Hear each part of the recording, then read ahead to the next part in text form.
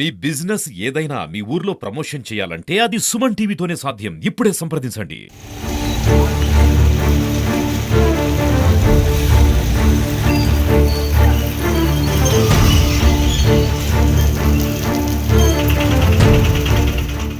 Welcome to Suman TV. This is Satyam Prasad.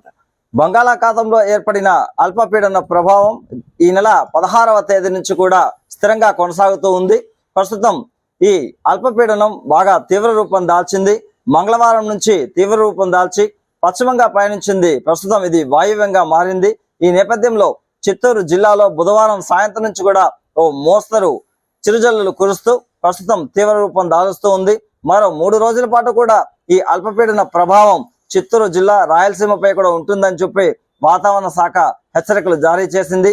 ఇప్పటికే గత 2 నెలల కాలంలో చూస్తూ ఉంటే ఈ తుఫాను 3 సార్లు వచ్చింది. ఈ 3 సార్లలో కూడా జిల్లాలో అన్ని మండలాల్లో కూడా రైతులు వరి పంటలు కోల్పోయారు. పంటలు చేతికి అందే సమయానికే ఇంకా నీట మునిగి అవి మొలకలెత్తే పరిస్థితి కూడా ఏర్పడింది. దీంతో రైతులు తీవ్ర ఆవేదన వ్యక్తం చేస్తున్నారు.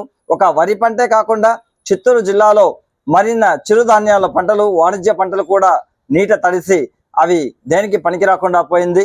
దీంతో ఈ మధ్య కాలంలోనే వామపక్షాలు సైతం చిత్తూరు జిల్లా వ్యాప్తంగా అన్ని మండలాల్లో పర్యటించి రైతులను పరామర్శించి వారి పంటలకు తగిన గిట్టుబాటు ధర కల్పించాలని ప్రభుత్వం పైన ఒత్తిడి తేవడం కూడా జరిగింది. ఈ నేపథ్యంలో రైతులు కూడా ఆందోళన వ్యక్తం చేస్తున్నారు. మరో 3 రోజుల పాటు ఈ తుఫాను ప్రభావం కొనసాగుతున్న నేపథ్యంలో జిల్లా యంత్రాంగం కూడా ఇప్పటికే జిల్లా ప్రజలందరినీ కూడా అప్రమత్తం చేసింది.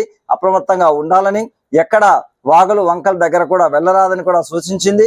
అదేవిధంగా ఎంపీడీఓలు, మున్సిపల్ కమిషనర్లు అందరూ కూడా అప్రమత్తంగా ఉండి అన్ని చోట్ల కూడా తగిన జాగ్రత్తలు, గట్టి చర్యలు చేపట్టాలని కూడా ఆదేశాలు జారీ చేసింది.